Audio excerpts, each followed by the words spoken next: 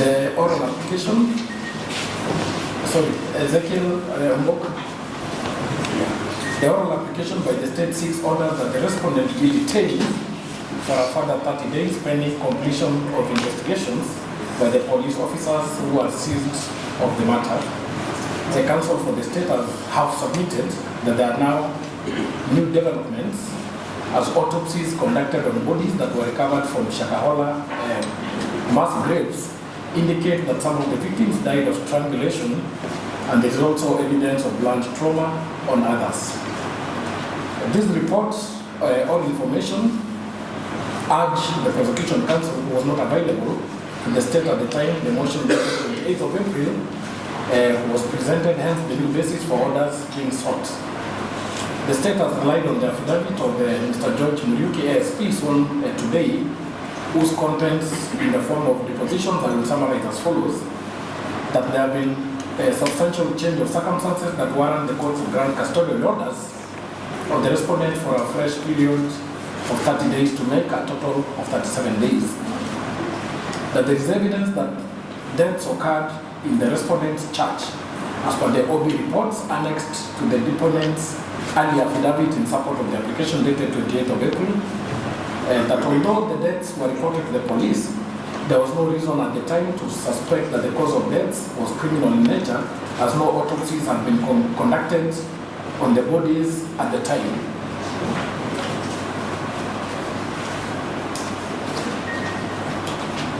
That the preliminary investigations have established that the bodies who were buried at Shakahola are site subject to the ongoing investigations, that exhumation of more bodies has been done and autopsies conducted on the same have revealed that the causes of death of some of the victims were not natural but possible homicides.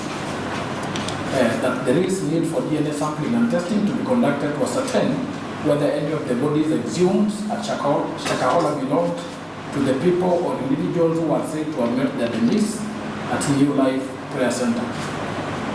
That in the event that the deaths which occurred at New Life Prayer Center are found to be of the persons whose remains have been exhumed from the Shakahola site, murder charges will be preferred against the respondent. That the respondent commands a youth following and is a person of immense influence who is likely to interfere with witnesses. It is on the basis of the foregoing depositions that the state seeks that the respondent be detained for a fresh period of 30 days.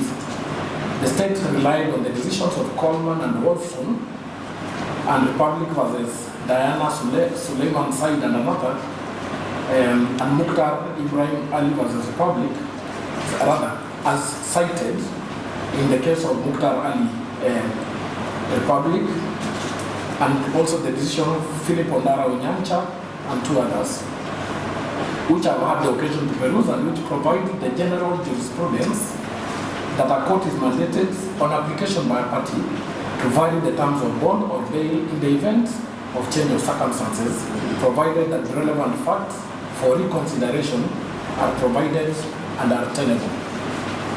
Counsel appearing for the respondent have resisted the application, urging that what the state is attempting to do is a witch hunt and an attempt to use the court process to curtail the respondent's liberty for as long as possible by claiming that the circumstances have changed to warrant such detention. It is stated that the respondent has cooperated with the police by presenting himself when he was summoned and even recorded a statement under inquiry. The respondent's counsel further state that there are no change of circumstances that have been demonstrated by the state to warrant further detention of the respondent, which will effectively result in the curtailment of his liberty, which is a constitutional right. Learned counsel for the respondent submit that although the investigation to be considered were previously premised on a myriad of criminal offences, there is now no explanation as to where those offences have fizzled out to, resting with the investigating officer zeroing in on the suspected offence or offences of murder and indication of malice on the part of the investigations. Further, it is argued by the respondent's counsel that the fact that the autopsies have been conducted cannot possibly be construed to be a new matter that would not have been reasonably in the hands of the investigators, as the very purpose of the exhumation of the bodies was naturally expected to be for purposes of determining the causes of death inter alia. It is further submitted that the results of the autopsies, therefore, were expected and are not a new discovery, and that in any event, the results will not affect the matter before these courts, as the deaths have all along been associated with one Paul Mackenzie, his church, and his property, his land.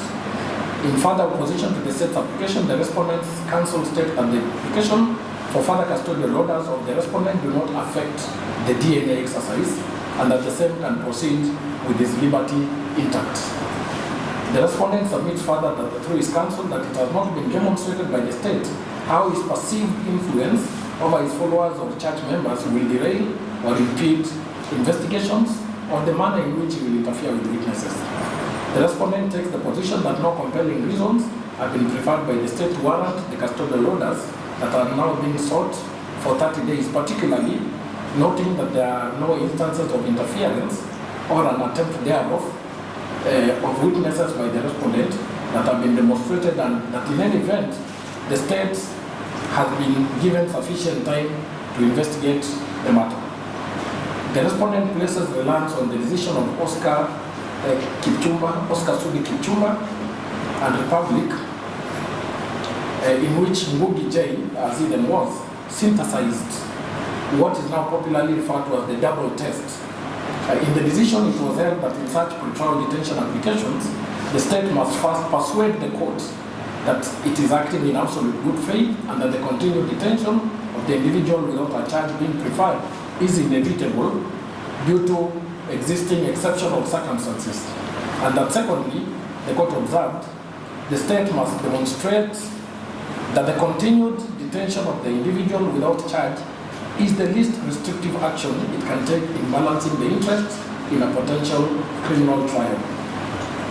The state in rejoinder told the court that as the initial application was made under the Prevention of Terrorism Act, POTA, it is available for this court to extend the detention period for a further 30 days, noting that POTA provides for such extension for up to 60 days. It should be 360 days, I'm sorry. 360 days.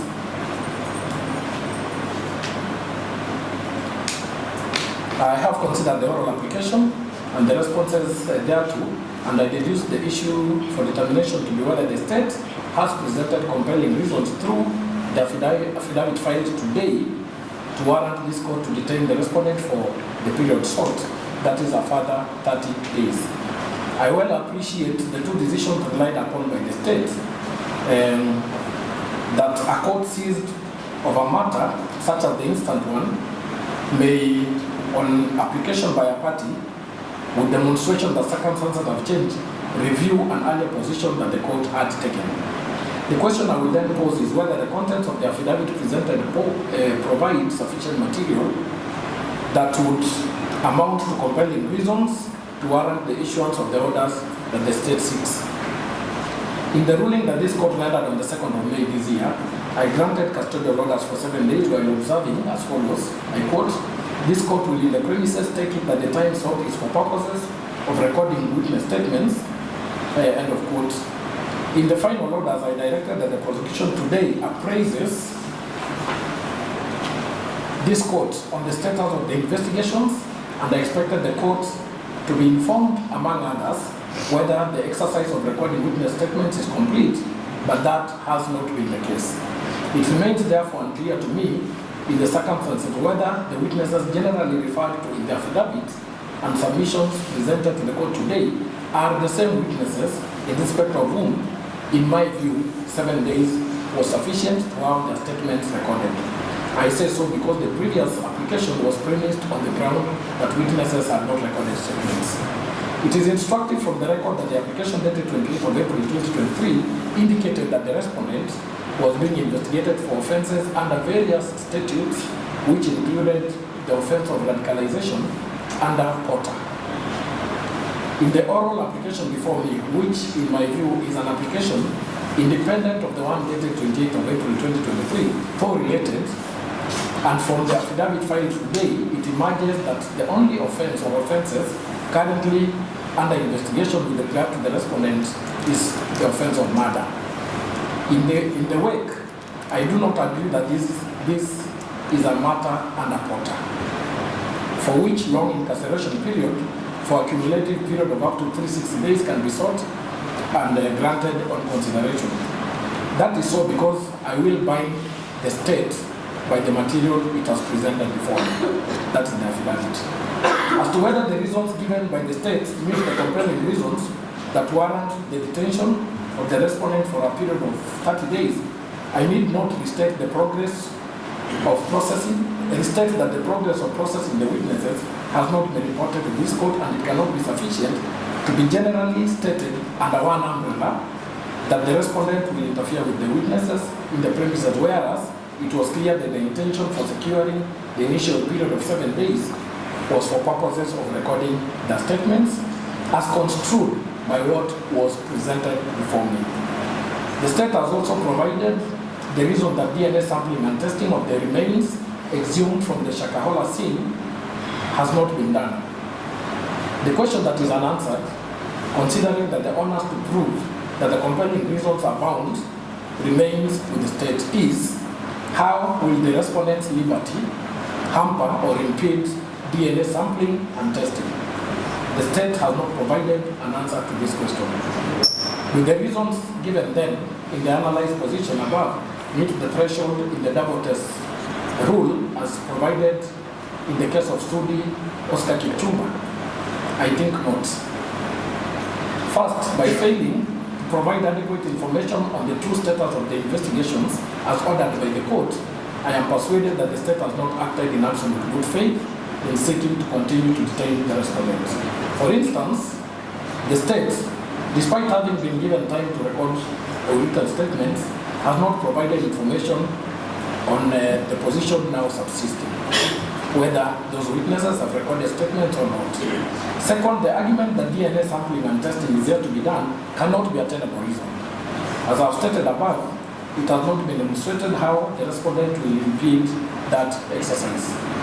The state did not respond to the respondent's plea for bond or bail. I will then dispose of the state's oral application as follows. A. The respondent shall be admitted to a bond of 3 million shillings with one surety of similar amount or an alternative of cash bail of 1.5 million shillings.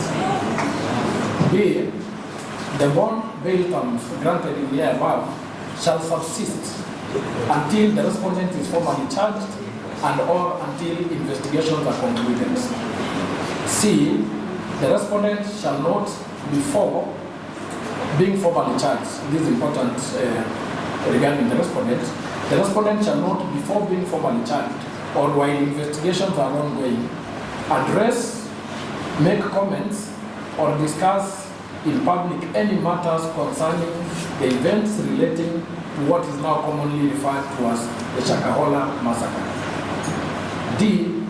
The respondent shall report to the investigating officer once a week on a day of the week and time of the day to be agreed upon by the prosecution counsel and the defense counsel. And lastly, parties will be at liberty to apply for the closure of this file once investigations are closed.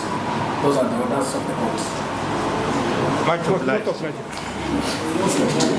The ruling has to be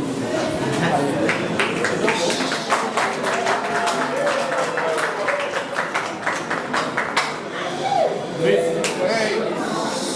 is a court of law. Kindly, this is a court of law.